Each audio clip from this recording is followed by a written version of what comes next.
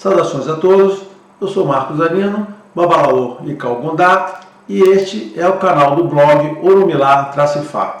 Hoje, nesse vídeo, vou falar sobre os instrumentos do Babalaô, os Iquins e o Opelê, e mostrar como eles são usados na determinação do oráculo.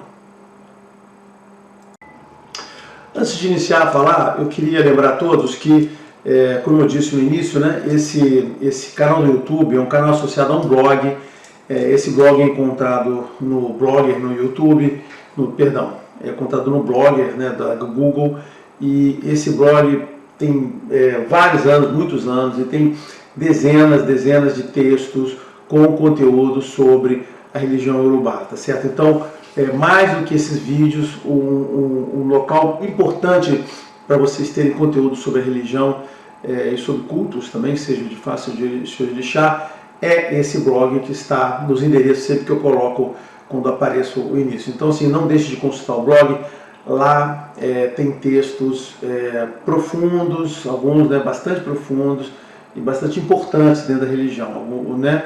Lembrando sempre que meus textos são inéditos, eu não faço Ctrl+C, Ctrl+V de nada. Eu pesquiso, estudo as fontes originais e produzo conhecimento baseado nisso, tá certo? Seja compilando, seja traduzindo, seja recriando, até como muita gente não gosta, mas juntando e fazendo a minha própria interpretação desses conhecimentos, tá?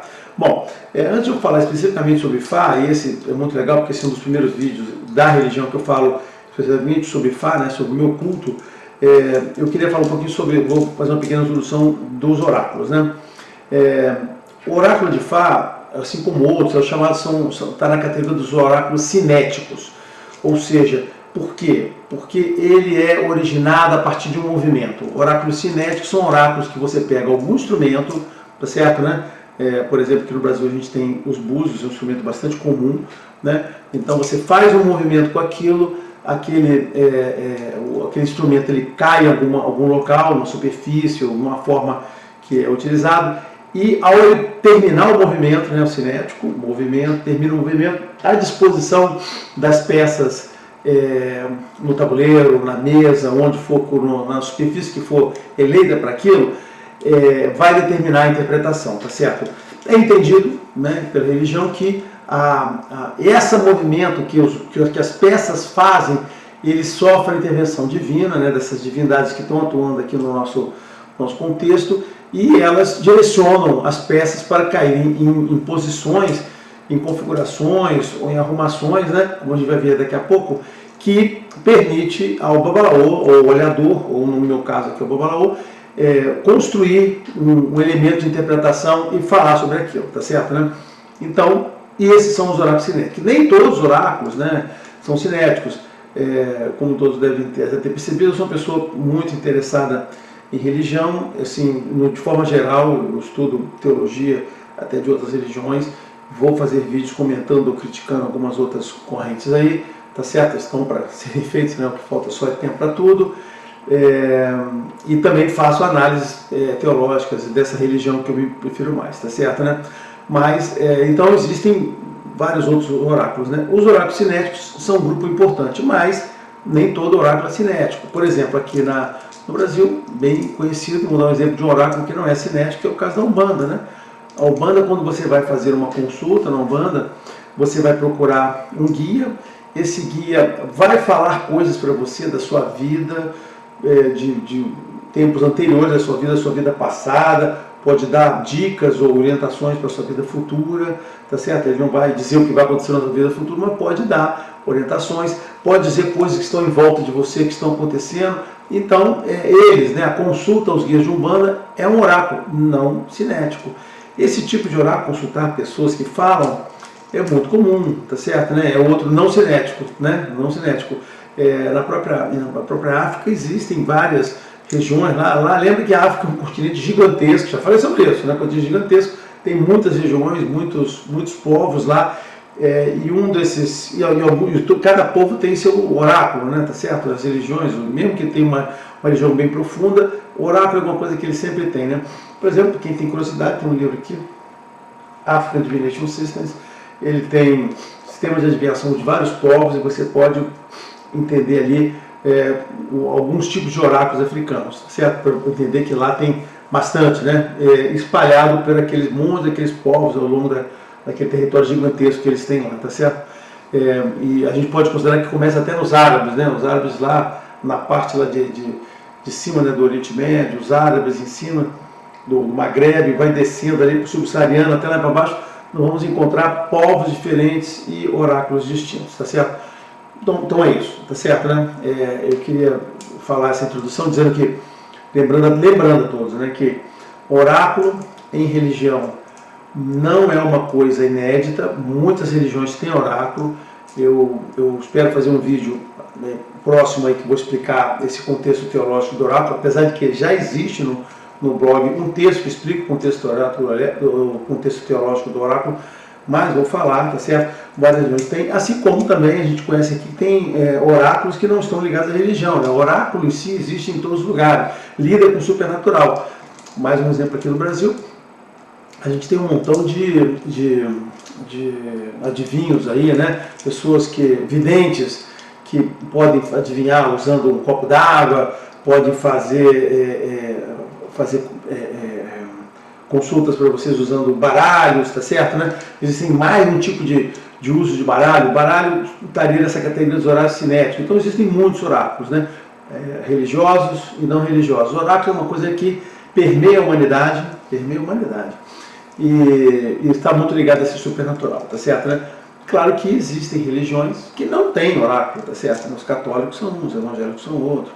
Os evangélicos inventaram uma coisa diferente, que é o tal da, como é que chama, anunciação ou visão, eles têm alguma coisa lá. Os católicos não têm nada, né? Os judeus têm oráculo, né? Tem lá aquela árvore da vida, os caras fazem para você, e os judeus têm oráculo, tá certo, né? Então o oráculo, religiosamente falando, é bastante comum, e o que ele significa para todos? Significa que é uma forma de nós aqui no mundo natural nos comunicarmos com Deus no mundo supernatural, tá certo? É isso, mas sobre isso vai ficar para frente. Então, a primeira coisa que tem são os oráculos cinéticos, tá certo? Aqui o búzio, eu estou aqui na minha mão, aqui alguns búzios. Os búzios são oráculos cinéticos, porque eles são usados, a pessoa mexe, deixa cair, à disposição que vai cair lá, ele vai fazer a leitura. Esses são os búzios quando começa. Então, eu coloquei aqui só para lembrar, né, a questão do oráculo cinético. O oráculo de Fá, ele é um oráculo cinético e não tem nada de búzios, né? Ou seja, o Babalaô não utiliza búzios para consultar o oráculo de Fá, tá certo? O Babalaô tem dois instrumentos para consultar o oráculo de Fá. O primeiro instrumento, que é o mais importante, são os iquins, né? Que são os caroços de dendezeira. Eu vou mostrar aqui para vocês, tirar o meu olheiro aqui. Aqui estão os iquins. Iquins são isso, são os caroços de dendezeira. Tá vendo? Aqui, ó, caroço, um monte de caroço aqui, ó, minha mão cheia de caroço aqui de dendezeira, tá certo, né? Esses caroços de dendezeira são os iquins. Este é o instrumento do Oró. Isto aqui é Ifá, tá certo, né? Os iquins, então, estão vendo aqui, os iquins, eles podem ser de dois tipos, né? Classicamente, eles podem ter 3 olhinhos, que aqui, não sei se dá para observar aqui, os olhinhos são essas cavidades aqui, parecem olhos, tá certo, né? Ele pode ter 3 olhinhos, 4 olhinhos. Os meus iquins são todos de 4 olhos, que é o iquim padrão do Babalaô, tá certo? Eu não sei se todos usam isso, eu acho que muita gente usa iquim de 3 olhos, não é o recomendado, meus iquins todos têm 4 olhos. E esses iquins aqui também eu não comprei, eu fui no lugar que tinha um dendezeiro, passei meses e meses procurando e coletando os iquins de 4 olhinhos. Então os iquins pode ser 3 ou 4 olhinhos, o Babalaô trabalha com os iquins de 4 olhinhos e eles são usados. Para o Babalaô, isso aqui é extremamente importante, eu vou falar dar uma informação interessante. No candomblé a gente tem aquela coisa do assentamento, o ibá do orixá, tá certo? Né? Que é uma coisa que é importante para as pessoas. Em Fá você encontra lá também um ibá, né? Tá certo? Como se fosse uma panela de madeira lá. Mas eu vou dizer para vocês aquilo que tem uma importância bem pequena, tá certo? Né? Por quê? Porque para o Babalaô, isto aqui, os iquins são Oromilá, tá certo? Né? Ou seja, aqui está Oromilá. O processo de iniciação é diferente, um processo distinto, e vou dizer para vocês o seguinte, na verdade, assim, o Urumilá está em nós e está nisso aqui, tá certo? Então, para a gente, isso aqui é o Urumilá, essa é a representação. O resto, das demais coisas que estão, aquela panela de madeira, basicamente é um vasilhame para guardar isso, tá certo? Né? Mas o que importa, tem alguns outros objetos que podem ter, cada um pode colocar lá, mas para a gente, isso aqui que é o sagrado, né? Isto é o Urumilá para a gente, isso aqui é a presença de Urumilá, tá certo? Então esse é o principal elemento. Então quando um babalaô consulta Ifá, ele tem que usar esse aqui, ó, tem que usar Iquins, aqui que eles usam, ele usa Iquins, tá certo? Ele usa. Mas não existe só esse instrumento, tá certo? Né? Esse aqui é o instrumento principal. Existe um outro instrumento que o babalaô usa, que é o opelê, a corrente de opelê, essa corrente aqui. Eu tenho certeza que a maior parte das pessoas que já foram a alguma consulta de Fá só viram isso aqui. Assim, não tem nem dúvida, olha só, viram isso aqui. Então eu acho que esse aqui é um único instrumento. Esse aqui não é um único instrumento. Eu vou dizer para vocês que é um instrumento auxiliar, um instrumento para consultas rápidas. Para consultas rápidas. O instrumento de Fá é aquele lá, são os Iquins. E esse aqui é um instrumento que de fato acelera muito a consulta. Acelera muito a consulta, mas não é, a gente chama assim, não é Ifá em si, tá certo, né, o instrumento lá. E aí vão perguntar, bom, mas por que existem dois instrumentos, qual a diferença quando se usa um ou outro? É isso que esse vídeo vai explicar aqui na primeira parte dele, né, ou na maior parte dele, é explicar por que o babalaô tem dois instrumentos, como eles surgiram e quando eles são aplicados. Bom, então vamos explicar aqui como surgiu isso aí. Tudo em Fá tem um Odu, né? E nesse Odu tem uma história, um mito que justifica tudo, tá certo? Então tudo tem uma justifica. Tem uma história, né? Na verdade não são histórias, são versos, porque a forma de escrever são versos que justifica aquilo. Então podem ter certeza do seguinte, não tem nada, né? Em que o babalaô faça, ou que ele use, e que aquilo ali não tem ali um verso descrevendo que ele tem que fazer aquilo, ele tem que fazer daquela forma. Tudo tem essa justificativa. É por isso que às vezes os babalaôs são um pouco arrogantes, no sentido de falarem que todo o conhecimento da religião está em Fá, e Fá contém tudo da religião, todas as bases. Isso é a minha verdade, né? Assim, é verdade para ele, para o babalaô, isso é completamente verdade, porque tudo que ele faz está ali documentado, ele está fazendo aquilo baseado naquilo, tá certo, né? Não é uma verdade porque a cultura, a religião do povo iorubá é baseada em mais do que isso, existem mitos regionais, existem histórias locais, existe uma cultura oral que traz essas histórias todas, né? Então nem sempre tudo o que o culto de Orixá faz, o culto de Ogum faz, o que é praticado em determinada região, é baseado só no que está em versos de Fá. Então, olha só, tem que ter um pouco de cuidado. Acho que os babalaôs, né, as pessoas que estão em Fá, eles têm que aprender mais, tá certo? Tem que entender mais esse contexto inteiro, para antes de começar a falar essas coisas que confundem as pessoas daqui, né, da diáspora aqui do Brasil, principalmente, né? Os cubanos também fazem isso de forma exagerada. Certo? Muito bem. Mas no caso aí dos Iquins, né? Sim, existe um mito no qual foi o nascimento de Iquim. Tá certo? Como é que era isso, né? O mito, lembra o seguinte, olha só, versos e mitos, né, de Fá, a gente usa as duas palavras, mas assim, é só uma simplificação, porque o certo seria falar verso. Verso de Fá, verso de Fá, verso de Fá, verso de Fá. Os imitos, né? A palavra imita e tan é muito mais ligada a histórias regionais e não aos versos de Fá. Então, nos versos de Fá. Os versos de Fá, se eu falar mito, por favor, entendam que eu estou falando do verso. Então, nos versos, a história de Fá diz assim, que, tá aí o que eu ia dizer antes de contar a história, que a gente tem que entender assim, essa religião, ela não concorre com a ciência, não concorre com nada, a fé, e Deus está muito acima disso. Então a gente não, nessa religião, você não precisa ficar preocupado a gente brigar com a ciência, brigar com as outras pessoas. A gente não tem um livro, graças a Deus, a gente não tem um livro para ficar seguindo e ficar dizendo o seguinte, que as coisas têm que ser daquela maneira ali, e se não for daquela maneira, o Deus não estaria justificado. A gente não precisa disso, graças a Deus a gente não tem livro nenhum, tá certo, né? A religião está aqui, né? E está aqui no coração, tá certo? É isso que está.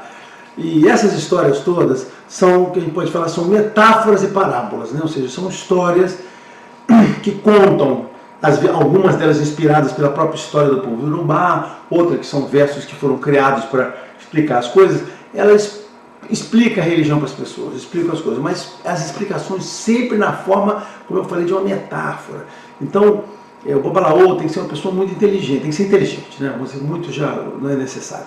A pessoa tem que ser inteligente, por quê? Porque Ifá não é, você não pode pegar aquele verso, ler que está lá e dizer assim que tem que ser feito. Não, você tem que ler aquele verso e interpretar aquele, inclusive junto com a pessoa que está com o problema. A interpretação do verso não é constante, ela varia de acordo com o contexto.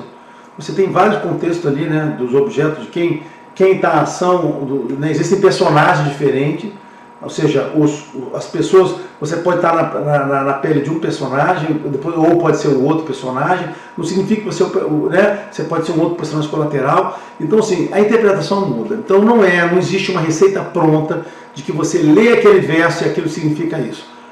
Não. E claro que existem alguns versos que têm alguns significados muito claros para você fazer. E o Babalaô pode até te falar, olha, esse verso, como eu vou fazer aqui, olha, esse aqui significa mais ou menos isso. Isso sempre será uma interpretação da própria pessoa que está fazendo. Outra pessoa pode ler aquilo ali e interpretar de forma diferente e trazer uma outra mensagem. E aí? Não, está certo. Se aquilo ali cabe, se aquela interpretação é uma forma de ver aquele verso e é válida, está valendo, está certo, né? Eu digo até mais sim, na consulta de Fá, e eu vou falar nisso quando falar se eu conseguir fazer o vídeo sobre a anatomia da consulta, né? O que é mais importante de tudo, né? Quando a gente fala um verso, não é a minha interpretação do verso, né?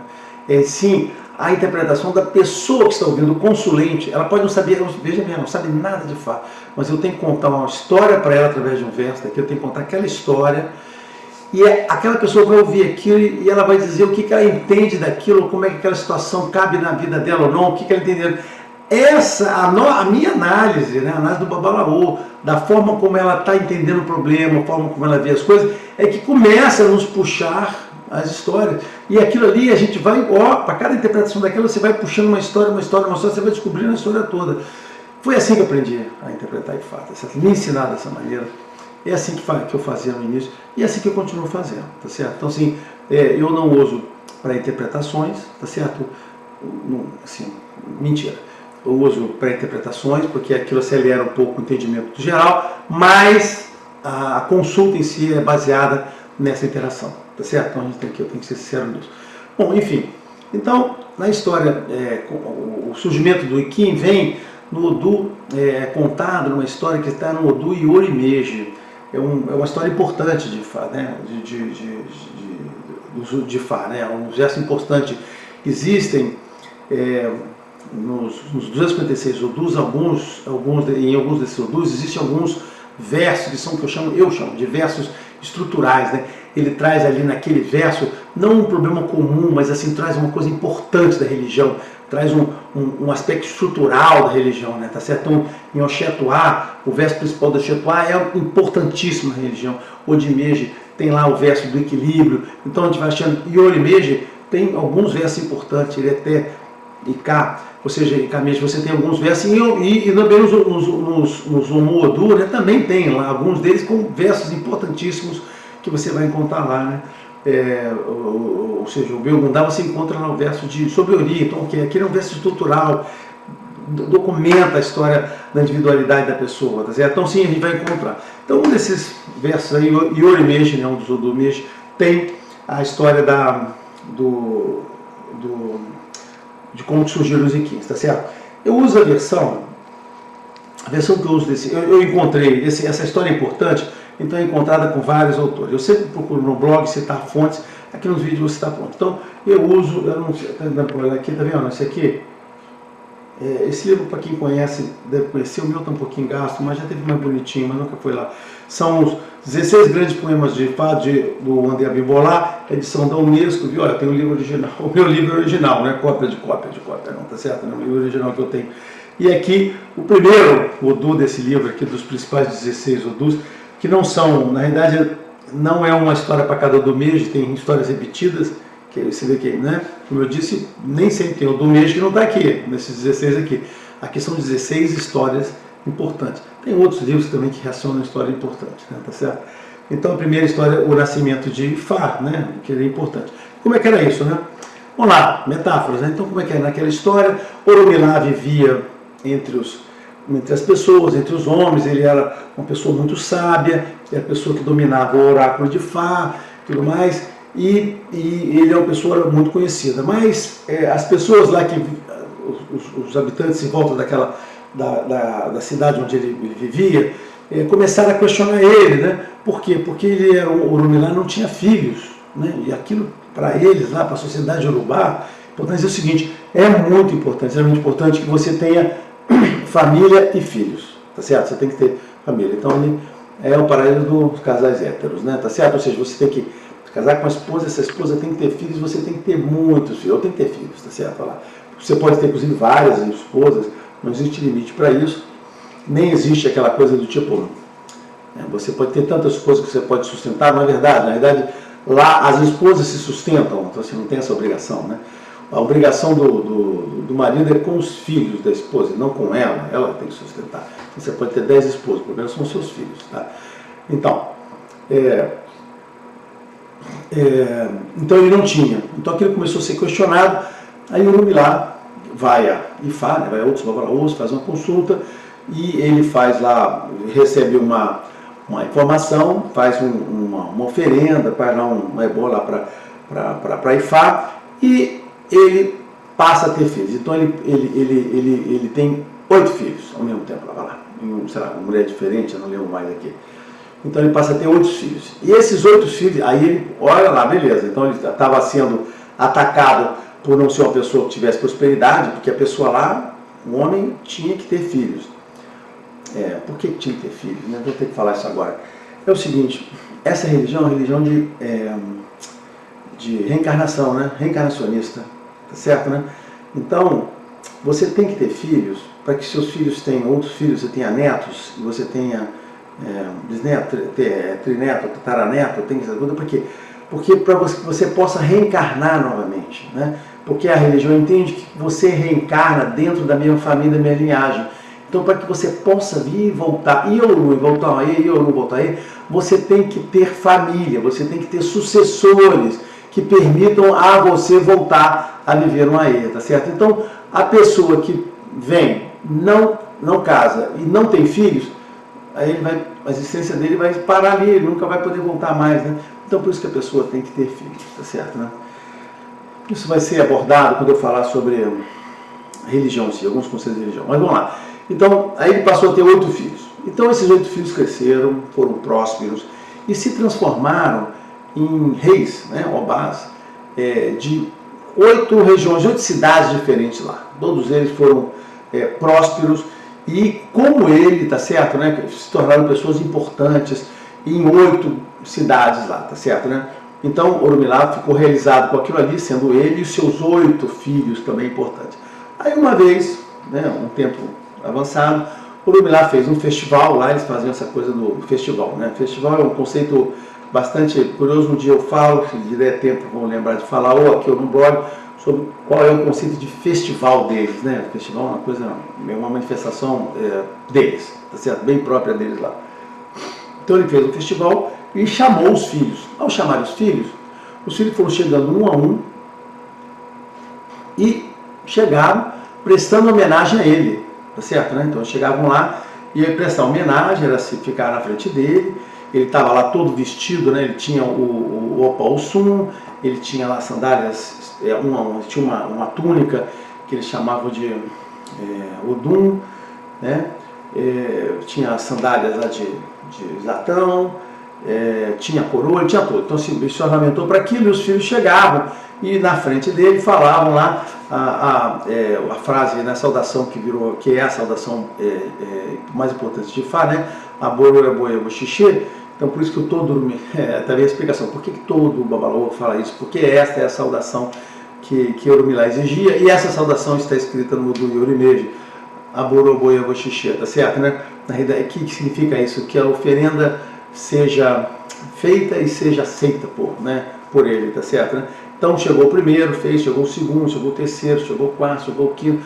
Quando chegou o oitavo, ele chegou na frente dele e ficou lá parado, sem falar nada. Aí Orumilá disse assim, olha, fulano, ele tem um nome, eu vou verificar o nome dele, peraí. O nome de todos os filhos são bem complicados nesse verso aqui, tá certo? O nome do último filho era Owarangun H, tá certo? Esse é o nome dele, tem um significado, depois eu poderia falar aí. Então, quando ele chegou, né, o nome é relevante aqui nessa história, quando ele chegou, ele ficou parado lá, não falou nada, e Orumilá falou para ele, olha, agora você deve me saudar falando Aburu Aboé Boxixê. Aí ele falou assim, não, eu não vou falar não. Mas, Orumilá, por quê? Não, porque, olha só, você carrega o Opalsum, eu também carrego. Você carrega uma coroa, eu também carrego. Você carrega a roupa chamada Odum, e eu também tenho. Você carrega as sandálias de latão, e eu também tenho. Então, se eu tenho tudo que você tem, por que eu tenho que lhe prestar homenagem, se eu sou um igual a você, tá certo, né? Aí, Orumilá, baseado naquilo, ficou revoltadíssimo, ficou muito chateado. Aí, o que ele fez? Ficou tão chateado, porque o filho não havia respeitado, prestado homenagem para ele, que Orumilá ficou muito aborrecido e resolveu se retirar do Aê. Então, aí ele procurou, né, um pé de palmeira, né, uma palmeira de dedezeiro, subiu por esse pé e foi por Orum e não voltou, tá certo? Foi e deixou o Aê, né, o mundo material, sozinho. Ao ele fazer isso, porque ele saiu aborrecido com o desrespeito do filho, as coisas começaram a dar errado, né, na terra depois que Orumilá foi embora. Então, as mulheres não ficavam grávidas, ou elas ficavam estéreis, né, tá certo, né? Os homens não tinham potência, as colheitas de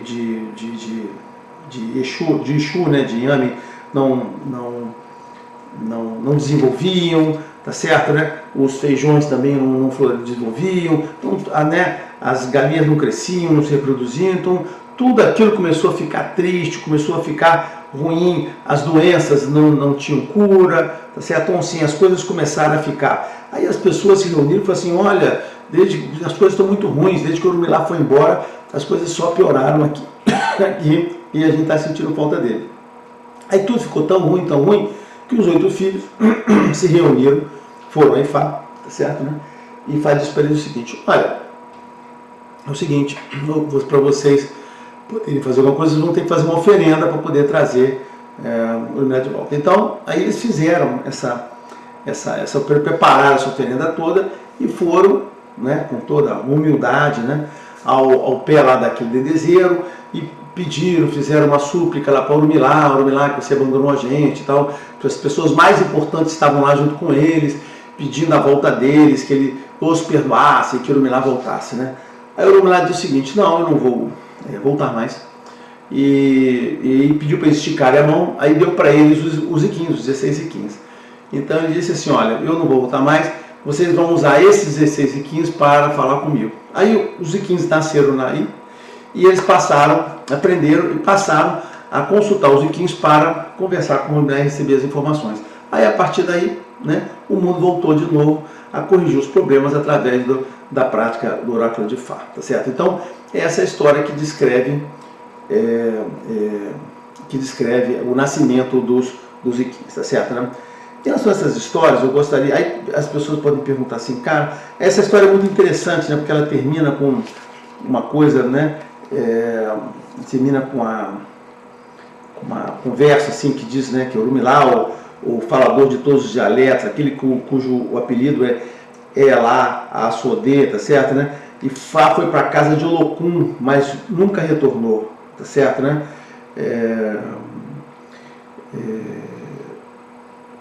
E diz assim, as pessoas que o verão deverão chamar-lhe de pai, tá certo, né? Então aqui eu ressaltei a coisa do Olokun porque isso tem lá, né? É importante nos versos, existem rezas de Fá que tem isso, né? Que Fá vai para a terra de Olokun e não volta, né? Ou seja, o portal Olokun, que vai ser um dos temas do blog, eu vou fazer um texto que eu espero que seja um texto bom e importante, né? é o portal que você vai por Orum, tá certo? Então você vai para a terra de Olocum, que é o mar, né? Você vai para o mar, vai para a terra lá. Isso é das coisas interessantes a serem entendidas aí, tá certo? Então, nasceu os Iquins dessa maneira, tá certo, né? Então, eu queria também, então, esse foi o nascimento. Então, entendo dessa maneira. Uma das coisas interessantes que você pode ter observado é que os versos são um pouco confusos, por isso que não deve ser interpretado de forma literal, é que você vê que Orumilá está lá em terra, né? Orumilá é Ifá, né? Tá certo? Hoje a gente entende assim, Orumilá é Ifá. Mas, na verdade, a gente vê assim, Ifá é um contexto maior. Orumilá é a divindade do oráculo, mas existe um contexto maior. Tanto que Orumilá, quando tem aquela dificuldade com as pessoas que estavam criticando eles, Orumilá vai a Ifá, a outro babalô para consultar. Isso acontece o tempo todo. Apesar de Orumilá ser Ifá e de os Iquins serem Orumilá, né? É certo? Já havia Ifá antes, né? Porque o Orumilá foi Ifá antes de ter os Iquins, tá certo, né? Então, mas por isso que a gente não pode nunca usar de forma literal, porque essas coisas são bastante interpretativas. A gente tem que usar um pouco de criatividade nessas coisas, tá certo? Então essa é a origem dos Iquins, tá certo? E aí que a gente diz, por isso que o valor que eu digo para vocês é o seguinte: Orumilá é os Iquins, né? Isso aqui para mim, esses Iquins aqui, né? Isso aqui é Orumilá para mim, isso é Orumilá, tá certo? Isso para todos os valores, não é para mim não, tá certo? Orumilá está aqui, em mais lugar nenhum. Bom, contudo, o Orumilá estava atendendo a todo mundo, mas ele tinha um problema, né? Ele começou, os babalôs em terra, né? No Aie, e nessa hora a história diz que é Orumilá de novo, né? O sujeito dos versos sempre é Orumilá, né? Então vamos voltar, apesar de Orumilá ter ido, a história continua citando Orumilá. Então Orumilá ele não conseguia. Essa é uma coisa interessante, né? Por isso que eu digo que a pessoa tem que ter uma mente um pouco aberta para poder entender os versos de Fá, porque se você fosse fazer uma sequência e ler literalmente, você ia ficar meio confuso, né? Porque se Orumilá foi embora, como é que as histórias a seguir podem dizer que Orumilá estava lá, né? Mas é isso mesmo.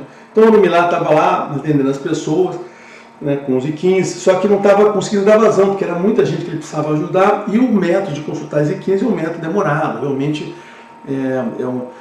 a consulta de Fá é demorada, né? Com os Iquins o processo mecânico fica assim, bem mais demorado, né? Então ele não conseguia ter velocidade para aquilo. O Orumilá um dia pediu ao Mário, eu preciso de ajuda, muita gente eu preciso atender, eu não consigo atender as pessoas na velocidade. Então, sem ele saber, um dia ele consultou Ifá, né? E essa história que eu vou citar agora está descrita no Du Ediobe, tá certo, né? O Obemede, né? A mesma coisa, os nomes, né? Mas está em Obemede, que é o primeiro Odu, né? O Odu, o principal Odu, Obemede, e essa história está lá, que é a história quando o Opelé, a pronúncia certa é Opelé. Quando o Opelé, a gente fala que é Opelé, né? Mas a pronúncia em Yorubá é Opelé. Então a gente fala, quando o Opelé veio ao mundo, está em Obemede, tá certo, né? Então essa história eu vou descrever. Antes de falar sobre essa história, eu queria falar uma coisa muito curiosa, né? Existe uma história exatamente igual a essa, exatamente igual a que eu vou citar aqui, só que relacionando, só que tem a ver com os búzios, Orumilá e os búzios. Ela foi considerada uma história para dizer por que a competição entre Orumilá e os búzios, tá certo, né? Essa história está descrita, é muito interessante, está escrito nesse livro do Benício. Benício é espetacular, né? Então esse livro aqui é o Mitos de Yorubá, o Outro Lado do Conhecimento, a história aqui do número 22, tá certo, né? A história do número 22, é a história que conta a disputa entre Orumilá e os búzios. Essa história é bastante interessante. Eu diria para você o seguinte, essa história na realidade é exatamente essa história aqui, só que transferindo o Opelé para uma disputa entre Orumilá e os búzios, tá certo? Vale a pena quem quiser ler, dar uma olhada, é uma versão alterada dessa história, né? Então o que aconteceu com Orumilá foi assim, Orumilá, vamos tentar simplificar aqui para não ficar tão longo, né? Já deve estar longo esse vídeo, eu não consigo fazer os vídeos curtos, tem sempre tanta coisa para falar. Então, aí quando o Orumilá precisou, aí o Orumilá foi, consultou Ifá, e o Ifá disse o seguinte: olha, Orumilá, você deve ir no mercado e comprar um escravo novo para você. Você deve fazer isso. Orumilá, tá bom. Como o Orumilá sempre fazia o que o Ifá mandava, ele se preparou, falou com a esposa, então vou para o mercado comprar um escravo. Aí o Ifá também passou para ele, deu umas intuições de outras coisas que iam acontecer no meio do caminho. Então ele foi. Então no meio do caminho ele encontrou 3 grupos, né, de pessoas, né? O primeiro grupo, ele estava pescando. Aí quando os pescadores falaram assim, olha, vocês vão pescar exatamente 201 peixes. Então, ao vocês pescar 201 peixes, vocês guardam para mim que esses peixes serão meus. Eles ficaram impressionados com aquela quantidade, né? E os Rumilá foram dentes. Aí encontrou um grupo lá de pessoas que estavam fazendo um buraco para procurando rato, aqueles ratos ecutu, né, que é o rato grande dos africanos. Então ele chegou e disse assim, olha, vocês vão fazer esse buraco aí, nesse buraco vocês vão achar 201 ratos. Aí esses ratos são meus, vocês guardam ali, tampa que eu vou pegar na volta. Eles ficaram meio impressionados. E veio o terceiro grupo. O terceiro grupo eram os fazendeiros que estavam colhendo inhames, né, o Exu, e ele disse, olha, vocês vão colher 201 raízes, né, 201 Exu, vocês guardem que é meu. Aí foi embora, tá certo, né? O que aconteceu, passou direto e mandou guardar. O que aconteceu foi que aqueles 3 grupos pegaram exatamente a quantidade. Então eles encontraram exatamente 201 ratos naquele buraco, o cara pegou exatamente 201 peixes, e os caras pegaram exatamente 201 inhames. Eles ficaram tão impressionados com a pessoa ter acertado a quantidade exata que ia acontecer, né? Um número, primeiro que é um número muito grande, quantidade exata, que falaram, olha, não vamos mexer, isso deve ser uma coisa divina, vamos deixar aqui guardado. Então eles ficaram no canto ali, botaram, tamparam com folha de bananeira e foram embora, deixaram para o Rumilá lá no lugar que ele tinha pedido. O Rumilá foi lá para o mercado, e aí ele encontrou lá um determinado escravo que gerou a simpatia dele, ou teve uma empatia, escolheu aquele escravo, aí ele foi fazer comprou outras coisas. Quando ele voltou, não encontrou mais o escravo lá. Aí, cadê o cara? Né? Cadê o cara do escravo que eu comprei? Ele foi procurar o cara que tinha vendido o escravo para ele, e ele falou assim, não, o escravo não está aqui não voltou para cá não, você foi embora. Aí o Rumilá ficou bastante chateado, caraca, o escravo fugiu, né? Aí ele ficou chateado, mas enfim, voltou para casa, né? Triste com aquilo. Aí quando ele foi passando no caminho, ele procurou lá o pessoal, né, para pegar o pessoal que tinha pego, sei lá, os Exu, né, os inhame. Quando ele chegou lá, não encontrou nada no buraco. Não entendeu. Foi para o segundo, procurou o pessoal que estava pegando os peixes. Procurou o peixe guardado, não tinha nada lá. Aí foi lá procurar os ratos, né, também não achou nada. Aí ele falou, caraca, não entendeu nada. Aí ele chegou em casa, já aborrecido, né, chateado com aquilo tudo, né, já tinha sumido as coisas dele, não entendendo nada. Quando ele chegou em casa, a esposa dele, lá de fora, falou, olha, chegou aqui uma pessoa trazendo, dizendo que trabalha para você, e trazendo aqui um montão de coisa, né, os peixes, o Exu e tal. Aí ele ficou muito bravo, cara, ele partiu direto para casa, entrou enfurecido, né? Quando ele chegou lá, ele encontrou lá os peixes, o Exu, encontrou lá os ratos todos lá que ele esperava. Mas cadê o escravo, né? O escravo tinha sumido, mas saiu. Não, por quê? Não, sumiu porque vieram uns enviados aqui do rei, né? Do Obá, do Olofim, né? Lembra-se que o Alfredo Olofim, enviados do Olofim aqui, que Olofim não é Deus, né? Olofim, os cubanos acham que é Deus. Olofim é um cargo de Obá, né? Ou seja, Olofim é o regente ali de uma determinada aldeia. Então lá o Obá, Olofim, ele chamou ele para fazer uma consulta e ele foi. Aí o Rumilá ficou mais bravo ainda, partiu direto para trás do que estava acontecendo, né? Quando chegou lá, o rei, né, o Obá, estava satisfeitíssimo. Caraca, que maravilhoso esse babalaô que você, né, trouxe aqui, que era o Opelé, né, o escravo lá, né? Porque ele fez adivinhação, aí ele disse exatamente o que estava acontecendo, ele disse para mim que eu tinha 200 indivíduos confinados em um local, que eu deveria fazer uma oferenda de 200 itens e que, ao fim, para que esses 200 indivíduos virassem 400 indivíduos. E era isso que o rei tinha pedido, né, a solução. Olha, essa é a solução genial, por quê? Porque o rei ele estava chateado porque ele tinha um harém com 200 mulheres, e essas mulheres não tinham filhos, ele não tinha filhos naquele... O cara com 200 mulheres não conseguia ter filho nenhum. Então, justamente aquilo, faz oferenda para poder ter os filhos. Então, as 200 mulheres iam ter filhos, iam virar 400, né? A mulher falou, não, é isso mesmo, mas não é bem isso. A esses 200, você adicione mais um, tá certo, né? Por quê? Porque a informação que o Opelé tinha trazido era verdadeira, isso aí mesmo, só que não era a informação completa. O Orumilá tinha informação completa que dizia que você, além daqueles 200, botar mais um. E foi o que aconteceu. Ao passar de um ano, as mulheres engravidaram, a partir da oferenda que foi feita, dos 200 itens mais um, né? 201, né? 201 itens, aquelas mulheres todas engravidaram, tiveram filhos, só que uma delas teve gêmeos. Então teve 201 filhos. Então, com isso, o Orumilá ganhou de Olodumare um escravo, né? Que foi para ele, que era o Opelé. E que o que acontecia era o seguinte, o Opelé era uma pessoa que tinha aqui o corpo todo flexível, né? Então, quando ele se jogava no chão assim, as partes do corpo dele se modificavam e fazia o desenho dos odus. Tá? Então não era necessário o Orumilá fazer a consulta, né? Era só perguntar para o Opelé se jogava, o corpo dele todo virava ali, pumba, mostrava a configuração. E aí aquela configuração era o Odu, e o Opelé sabia todos os Odus e falava tudo, e aquilo acelerou muito o processo de consulta, tá certo? Então, foi nesse Odu, o Bemejo, que saiu e assim nasceu o Opelé. Só que a história do Opelé não termina aí, né? Tá certo? Não termina aí.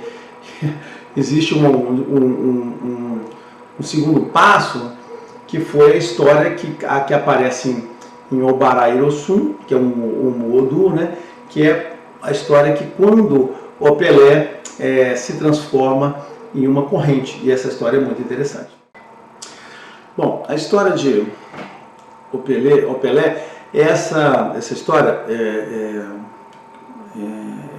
é quando Opelé se levanta contra o Orumilá, né? Faz uma coisa que ele não quer lá. Então, ela é retratada no Odu Obará Irosum, e esse Odu é muito interessante, porque se ele por acaso sair na consulta, o Abalô deve pegar o Opelé e guardar, né, debaixo da esteira, porque sob o risco do Opelé dele ficar mudo, né? Ficar burro, não poder mais responder.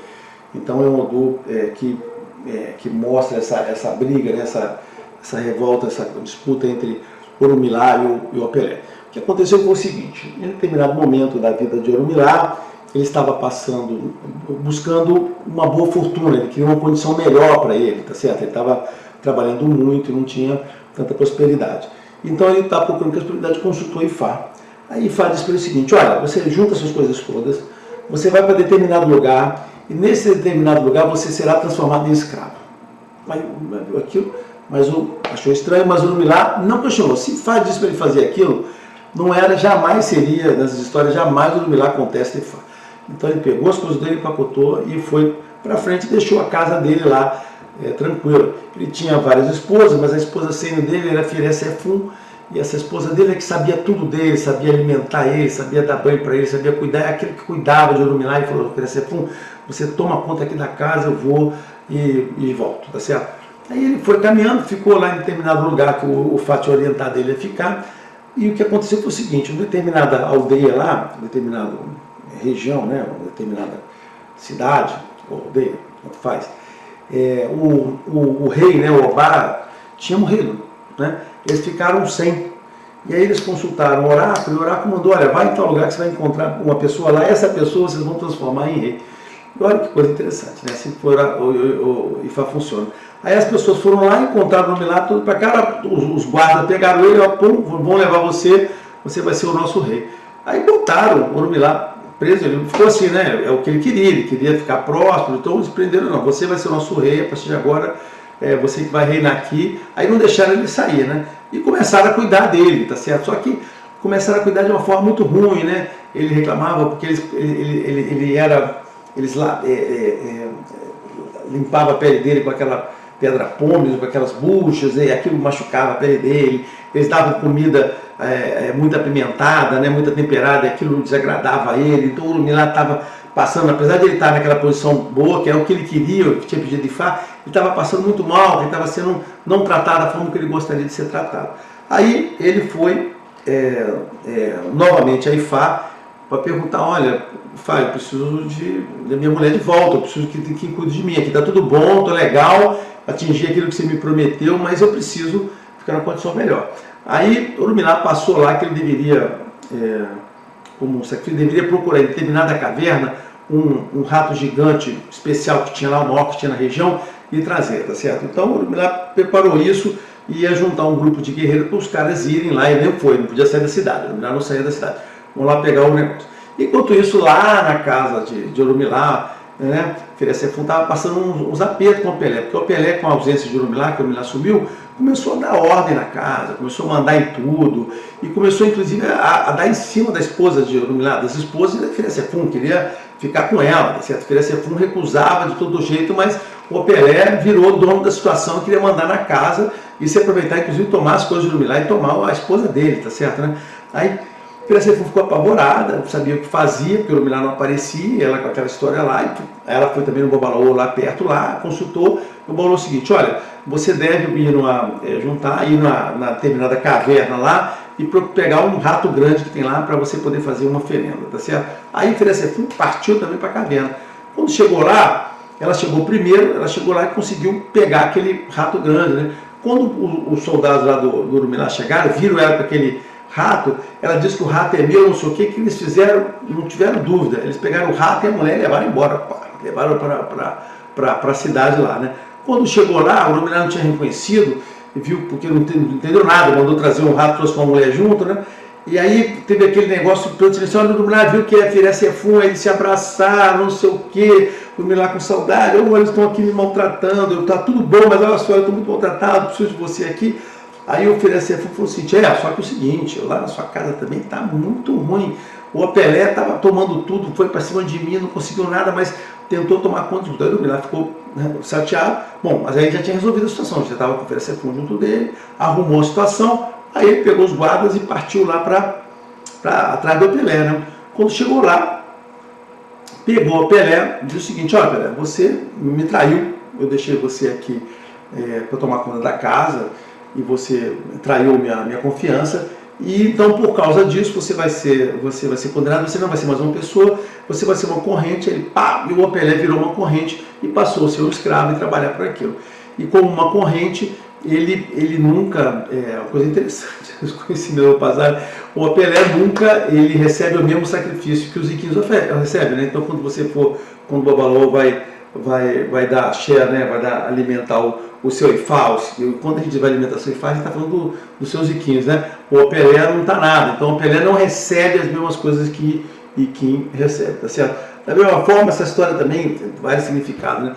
Ela quer dizer que os Iquins eles não podem ser maltratados, né? Existe uma forma de você cuidar. Então os Iquins têm que ser lavados com a mão, com a própria mão do Babalaô que ele vai, você não pode esfregar nada duro, nada abrasivo neles, e você não pode fazer oferendas para o Orumilá que sejam de coisas apimentadas, comidas fortes, são sempre coisas leves, que é o que o Orumilá. O Orumilá não tem proibições, mas ele tem alguns gostos do que faça, tá certo, né? Essa questão do Orumilá não tem proibições, né? Está no Odu, o Bemeje, está no Obiogundá, o Beiono.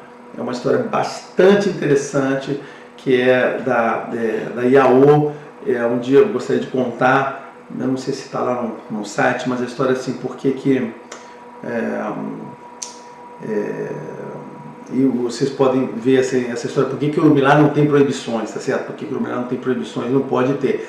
É uma das histórias associadas às mulheres, a Iaô, né? As mulheres de Orumilá, tá certo? É uma história bastante interessante a ser contada. Então essa é a história de Opelé, isso aqui fecha o ciclo de Opelé. Então está dizendo o seguinte, nós temos dois instrumentos, os Iquins, que são, agora eu tenho que fazer algumas análises, umas pré-interpretações para vocês, né? Então a gente tem os Iquins lá, que são os instrumentos principais, aquele é o instrumento, e aí vem a grande sutileza, né? Tá certo, né?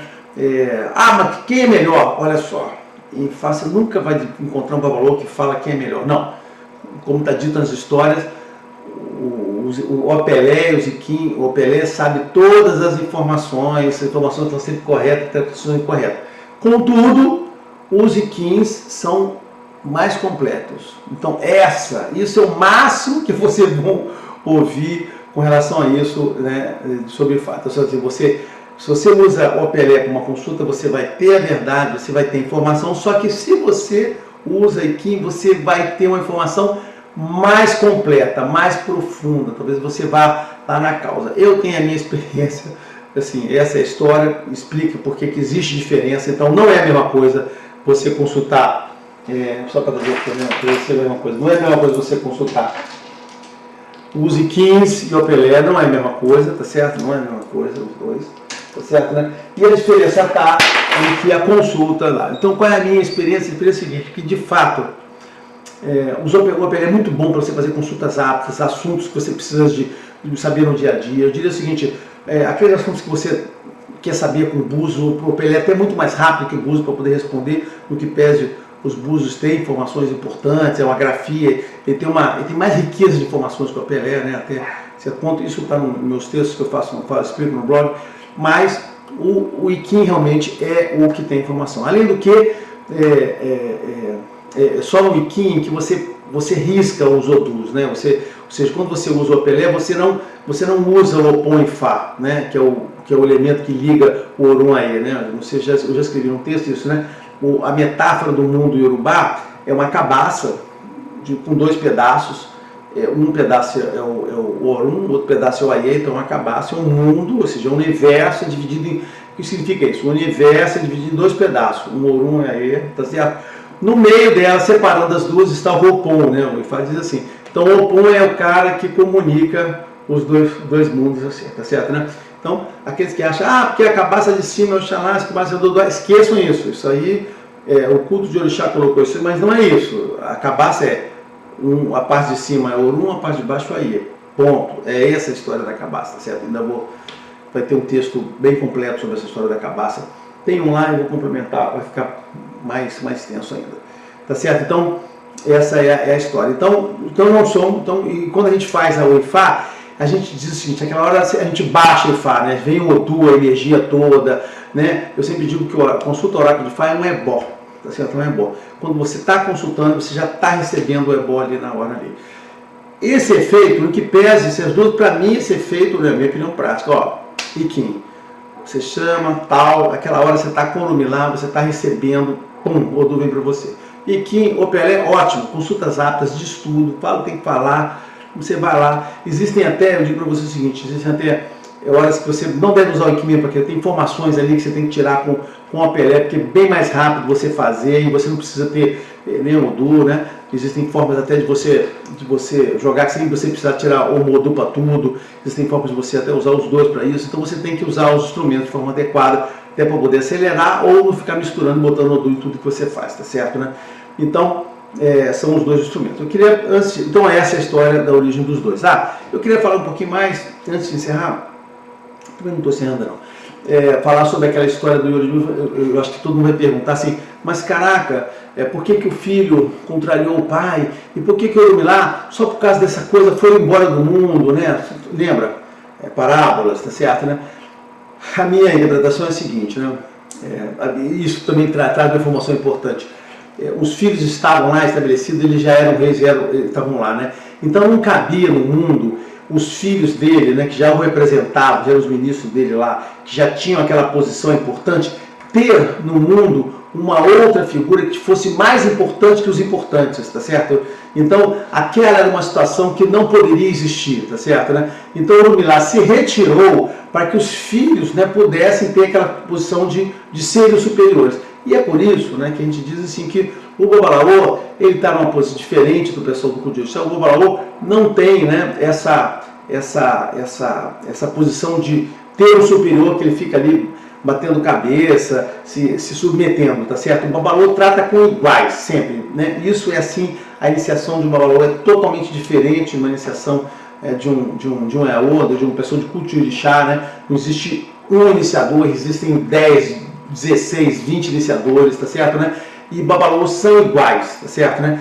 O que existe é você estar ligado a um orientador, um mestre, os cubanos chamam de padrinho, né? As pessoas podem atingir cargos são referências civis que você tem lá, eu sou mais importante, eu dirijo aquilo, mas babalôs são todos iguais, não existe essa coisa, né? E o Orimeji está ali, né? Não havia, os filhos de Orumilá não submeteram ele, e babalô não submete a outro babalô, tá certo? Assim como não submete a ninguém, é ele, tá? Por isso que tem essa coisa do babalô ser meio arrogante, mas vem desse Odu, né, que conta essa história do Orimeji. Então por isso, então não fiquem chateados, Orumilá não foi uma pessoa fútil, que só por uma coisa, não. Na realidade, o significado na minha interpretação, tá? É essa aí que está colocada aí, tá certo, né?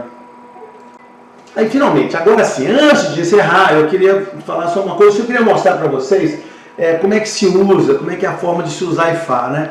Isso tem muito a ver com um texto que eu tenho no blog, eu explico lá, que eu falo sempre extensivamente para isso, o seguinte, que Ifá não tem relação com números, não existe aritmética no mundo urubá, não existe aritmética em Ifá, não fazemos continhas, não tem número 1, 2, 3, 4, 5, não existe número, tá certo? E o processo de determinação do Odu é um processo que não existe de forma alguma no número, eu não sei, assim, esquece o número. A vida do Babalaô não precisa de números, tá certo, né? Então eu vou mostrar para vocês como é que a gente determina um Odu, tá certo, né? Usando os dois instrumentos, tá certo, né? Vou fazer aqui na minha mesa mesmo de trabalho, né? Porque não precisa ser um ambiente sagrado, não. Vou só mostrar aqui, então vou fazer um corte aqui, eu vou mostrar o Opelê e depois eu mostro os iquins, tá certo? Só para não ficar com a câmera aqui. Então vou fazer um pequeno corte aqui. Vamos lá, vocês não estão me vendo, mas eu estou aqui, tá certo, né? Estou aqui está o Opelê, ok? O Opelê ele é composto dessas figuras. Existem outras formas de fazer o Opelê, tá certo? Não precisa ser só ver. O meu Opelê é um tradicional, usa a fava de Opelê. Essa fava tem dois lados, tá certo? Um lado côncavo e um convexo, é por isso que muita gente usa os dois lados. Lembrando que o primeiro babalaô que usou o Opelê em Cuba, né? O Adeciná, ele era babalaô lá, tinha uns poucos. Na ilha, a primeira consulta feita em Cuba, Adeciná, não tinha Opelê, não tinha nada. Ele usou laranja, ele pegou uma laranja, cortou em 4 gomos, fez aqueles gomos e as duas laranjas formou lá e usou as laranjas por um Opelé dele, tá certo? Isso aí está documentado, né?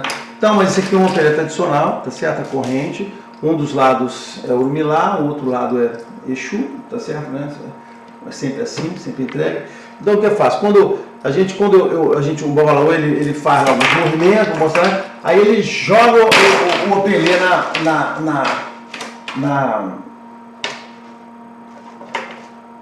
ele joga o Opelê na superfície lá na esteira, né? Sempre na esteira. Lembrando que o babalaô nunca joga em cima de uma mesa, né? O babalaô só joga no chão em cima de uma esteira, né? Isso é uma coisa interessante. Não sei os cubanos, também os africanos, mas eu acho que é assim também que eu já vi os africanos usando. Então não existe essa coisa de mesa, tá certo, né?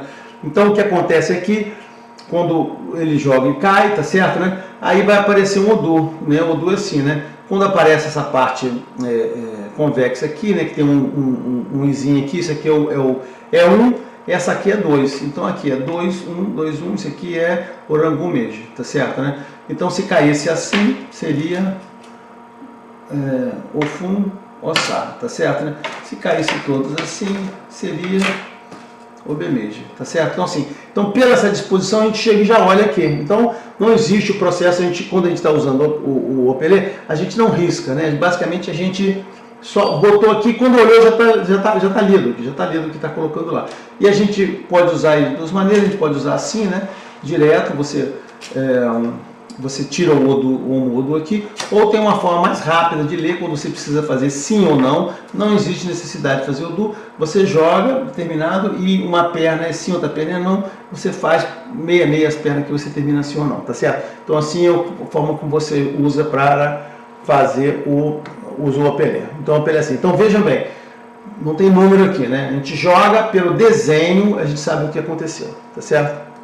Bom, aqui estão os iquins, estão na minha mão aqui, tá certo, né? Eu nem sei quanto tem aqui, eu não contei, é o que estava lá guardado. Como é que o babalaô usa o iquim, tá certo? É diferente aqui. Esquece aqui o Opelé, tá certo? O iquim, como é que são feitas várias operações. Então, como é que faz? A gente bate o iquim, a gente bota uma mão na outra, aí eu puxo aqui, né? Puxo aqui, pum. 3, não. Aí eu puxo aqui, ó. Vamos ver que eu puxo aqui. Pronto. Sobrou aqui, ó. Aqui. Nada. Pronto. Eu puxei, sobrou 1. Então, Quando eu vejo um Iquim, eu marco 2 tracinhos, tá certo, né? Aí quando eu puxo aqui, oh, meu Iquim, vem pra cá. Quando eu puxo aqui e sobram 2 Iquins, eu marco um tracinho. O motivo disso, por que eu marco, vejo 1 e marco 2, 2 e marco 1, está no verso de Fá, como já disse o Du, o Dimeji está dizendo lá por que você vê 1 e marca 2 ou 2 e marca 1, tá certo, né? Então ele vai fazendo, então como é que é o processo? O Opelê é assim, né? Vou voltar aqui, o Dimeji, aqui ó, tá aqui ó. O Opelê eu joguei, tá tudo montado. O Iquim assim, para ele fazer aqui, primeiro eu tenho que jogar a primeira vez, joga a primeira vez, sai aqui 2. Ai meu Deus, assim, aqui. Sai 2. Aí eu marco esse tracinho aqui. Bato de novo, sai 2 de novo. Aí bota esse aqui. Então eu tenho que fazer 1, 2, 3, 4, 5, 6, 7, 8. Aí eu tenho um Du. Então o Opelê, uma jogada caiu, os Iquins eu tenho que bater eles aqui, ó, sacar eles aqui, bater os Iquins 8 vezes. Lembrando o seguinte, só vale 1 ou 2. Se sobrar 3 aqui, não serve para nada. Se sobrar mais, não serve para nada. Se não sobrar nenhum, também não serve para nada. Só pode ser com 1 ou com 2. A gente vai batendo aqui até sobrar 1 ou 2. Isso acontece, né? Essa é uma das coisas que tem que fazer. O baú tem que ter sempre mais Iquins que deve ter. E ele deve regular o tamanho deles, né? Para poder caber na mão dele e ele conseguir fazer a sacada correta, né? Para nem sobrar, nem faltar, tá certo? Então, a gente tem um conjunto de Iquins que a gente vai selecionando. Esses aqui são os melhores para a minha mão. Outra pessoa tem que achar um outro de tamanho para ser melhor com a mão dele. Eu tenho vários, eu fico escolhendo aqui o que eu vou fazer. Tá certo? 3 não vale nada, 2 vale 1. Então é assim que é usado os Iquins. Então, como você vê, seja com os Iquins ou seja com o Opelê, não tem número. Eu tiro, desenho, tiro, desenho, tiro, desenho, tiro, desenho. O Opelê é muito mais rápido. Os Iquins são 8, aí mais 8, mas assim, bem demorada a paciência, né? Além disso, eu trouxe aqui, ó, meus Ivôs aqui, tá certo? Isso aqui é uma coisa que eu vou mostrar, que é importante vocês conhecerem, né? O Babalaô, ele não pode saber a resposta, né? Quando a gente saca o Odu, tem hora que a gente tem que fazer várias perguntas, a gente tem que fazer várias perguntas de sim e não, para saber, poder nos orientar as coisas que vamos fazer. Então, para a gente poder determinar isso, a gente usa essas figuras que são os Ivôs, né? Tá certo? Existem os clássicos, que são esses dois aqui, que você usa para tudo, e esses aqui são para perguntas específicas, tipos de perguntas específicas, tá certo, né? Seja para sim, seja para não. Então, o que acontece? A gente bota esses Ivôs aqui na mão dos consulentes, eles embaralham e botam assim, sem mostrar para a gente. Quando a gente saca o Odu, a gente manda a pessoa abrir uma mão ou outra mão, sem saber o conteúdo. E esse Odu a gente usa uma hierarquia, né? Não tem um número. Tem Odus que tem uma sequência hierárquica. Então, pela sequência hierárquica, eu posso mandar ele abrir essa mão aqui ou mostrar aqui. Quando ele abre a mão aí, eu sei que aqui é uma resposta sim, eu sei que é uma resposta não. Então, o Babalaô nunca sabe, ele não pode direcionar a pergunta, porque ele não sabe em qual mão está lá, tá certo, né? É isso que acontece. Bom, agora, de fato, eu estou encerrando, estou acabando o vídeo, finalmente, não sei quantos minutos deram isso aqui. Eu queria deixar uma recomendação, quem quiser aprender Ifá, quiser entender Ifá, né, principalmente aprender, tem esse livro aqui, ó, em inglês, claro, do Ayosalami, muito bom, tá certo, né? Tem aqui várias anotações, são vários livros dele, esse aqui é muito bom, tá certo, The Worship, tá certo? Ele tem esses fundamentos todos, existem outros livros muito bons, alguns muito caros, muito baratos. Esse livro aqui tem um bom valor, inclusive tem versão para e-book, eu tenho no Kindle esse livro, eu tenho físico, eu tenho os livros físicos, mas depois eu consegui com e-book, então eu recomendo esse livro aí para serem adquiridos. Eu tenho mais um outro livro que as pessoas podem, que tiver dinheiro, esse aqui eu acho que ficou muito caro, não era caro não, mas ficou muito caro, esse cara aqui, ó, esse livrinho fez aqui, ó. Keep Understanding, Fascinating Fala dele. Cara, assim como aquele ali é parecido com aquele ali eu acho que tem mais completo. Esse cara aqui, ele tem muitas explicações baseadas no Du, e ele explica tudo, ele faz referência ao verso, conta a história do verso, aí explica cada coisa. Aqui também tem a história do Iquim, como é que nasceu, tem a história aqui do Opelê, ele conta cada coisa como fez, tem um Eboriru. ele é bom, eu gosto muito, tá certo? Eu acho aquele ali melhor do que esse aqui. E esse aqui é bom, muito bom, tá certo, né? Vale a pena você aprender Ifá, baseado em verso, interpretação, que ensina como interpretar os versos, que você deve prestar atenção. Existem informações muito valiosas aqui. A parte da Eboriru é preciosa aqui, os odus que você utiliza e tal. É muito legal. Acho que está muito caro hoje em dia, tá certo, né? Você pode ter dificuldade aí para... Não, deixa isso aqui, não voltei, certo? Depois eu guardo ele. Então podem ter dificuldade, tá certo, né? Então é isso. Esse foi o primeiro vídeo que eu fiz com mais leve, né? Ou seja, de termos de temática, né? Que eu gosto de religião.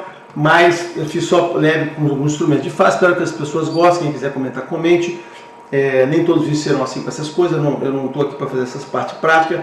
O que eu quero é fazer um vídeo agora, como eu já falei outras vezes, vai ser um vídeo sobre a religião Yorubá. Vou voltar para aquele tema da religião em si, para explicar às pessoas a religião e como é que elas devem discutir com a religião. Tem vídeos sobre aspectos teológicos, confrontando cristãos, católicos, né, e cristãos, eu quero fazer, tá certo? E quero fazer também o que é o mais importante para mim, que é o que orienta as pessoas como elas devem explicar a religião delas, tá certo? Mas enquanto isso, né, enquanto não sair esse vídeo e ficar pronto, tem essas coisas menores. Eu quero falar que eu espero que consiga fazer aí tempo, né, porque eu tenho que me dividir aqui entre escrever texto para o blog e fazer os vídeos. Não dá para fazer as duas coisas. Às vezes, para mim, fazer o texto é mais importante, tá certo? Eu fiz alguns textos muito bons, muito importantes, completos. Tenho textos quase prontos, que requer muito mais trabalho para terminar. Esse texto que eu vou fazer agora sobre Olokun, que eu já não sei, é um texto importante, vai ser um divisor de águas aí em relação a essa divindade, pelo menos aqui no Brasil. Espero que vai ser relevante, tá bom? Mas é isso aí. Nos vemos em outros vídeos ou nos vemos no blog, tá certo, né? Espero voltar a fazer aqueles vídeos mais completos, com aquela parte, com aquele clipe de introdução, com fotografias, né? Eu gosto daquelas fotografias, são fotografias minhas, inclusive, né? Eu que fiz ela, por isso que eu publico. Mas eu estou fazendo esses vídeos mais simples aqui, são uma produção menos elaborada, tá bom? Abraço a todos, nos vemos. Quem quiser, faça comentário ou escreva para mim via e-mail, ok? Um abraço, tchau.